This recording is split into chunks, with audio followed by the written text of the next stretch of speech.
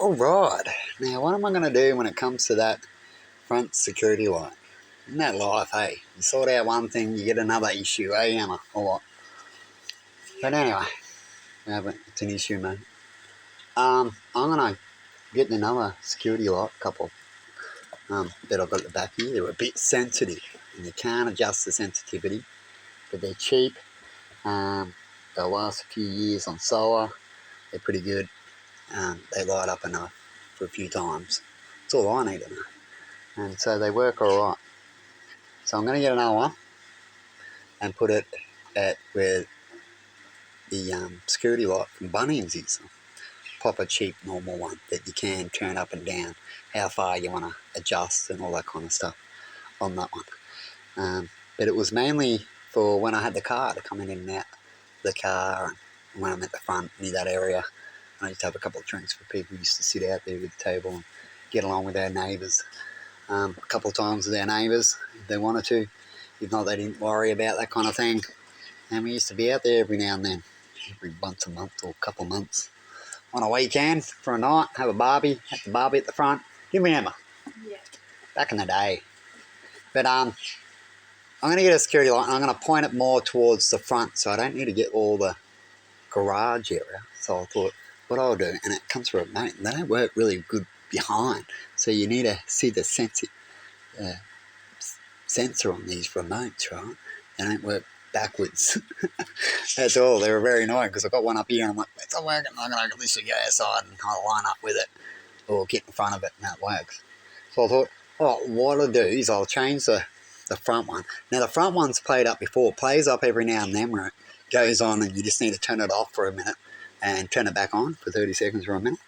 And then it'll reset itself because if you turn it off and on real quick, it just stays on. That's a way of keeping it on. You just turn it on and off real quick. Double tap on the button. But if you turn it off and you're meant to wait 30 seconds to a minute, turn it back on, it's meant to do it's automatic. And sometimes, and it's been playing up every now and then, definitely during summer. And now all of a sudden it started playing up last time. So I've turned it off. It's happened before, about last year I think it happened, or the year before. One of those 2 years it happened. And I had to turn it off. I left it off for a few weeks and turned it back on.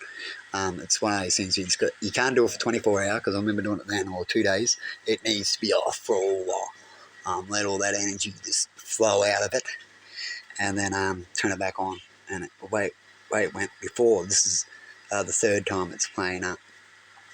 That I remember, I think it's the third time doing this. So what I'm going to do is going to turn it off. I'm just going to get one at the front, one of these new ones, and have it facing more from the shed, where the shed is. They're facing towards the front door area, so when they get to roughly my shed area, it's set a little bit further out. The other one from the shed gets it from, halfway up the road path, sort of right across from the other side, next door's window kind of thing like that. But if I point it this way, towards my way, it won't get anyone up the driveway until they get to a specific spot, and I'll be able to turn it off and on from the front, from my door, because it has a 15-metre range. As long as you're in front of it, they work all right. I've noticed that with the alarm too. The alarms, you can be in a different room and stuff like that, and they use a little bit similar thing. And you got to point to the front of where the alarm is. You got to try to find it. Works best. If you just try to point it this way and that way, like you can with real remotes, like your TV remote, pop remotes, you can just point them anywhere. Like you can point them away from your TV and press it.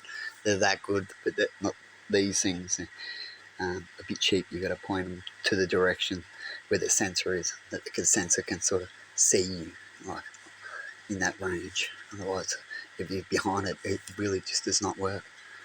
Only annoying.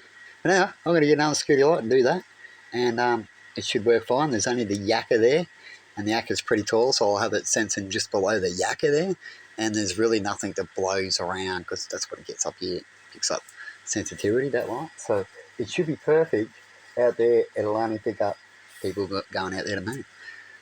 More than likely, that's all I can see happening there, the cats and stuff like that. So it'll work perfect there. One on the corner here, though, it probably might not. So what I'm going to do is I'm going to test it, put one out the front, see how that rolls before I remove the other one, and then then even turn the other one back on, see if it works. And if it works, then I'll move that one, and it eventually will, but I'll wait till it does. Not just moving things and installing it and find out it still has a problem. But if it fixes itself again, I'll move that to the corner up here, the corner house, so it goes up the driveway from where the caravan is, up that way. So if you walk past my door as well, or near the same area up the driveway, it'll pick up, because that one there has sensitivity mode and distance mode and all that, and how bright you want, how long you want it on for, on that one. But these other ones, it just is what it is. It's got a sensitive mode and it turns off after 30 seconds or something. That's it. And anyway, have a good one, and see you later.